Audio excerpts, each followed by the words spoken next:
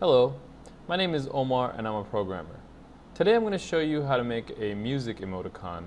I'm going to do this on the Mac, but you can pretty much do the same thing on Windows as well. So I have TextEdit opened up so I can show you text easily. The way to make an emoticon of someone listening to music is actually pretty cool.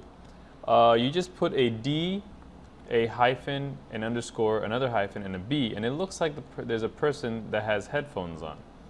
It may look like a person with big ears as well, but it's meant to be someone that has headphones on.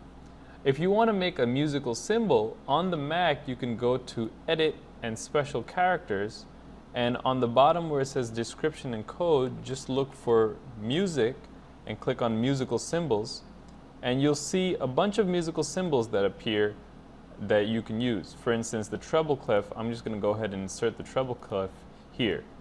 It might be hard for you to see, so we can just go ahead and increase the font size so you can see that it's indeed a treble clef. There you go. I'm Omar and I just showed you how to make a musical emoticon. Have a good day.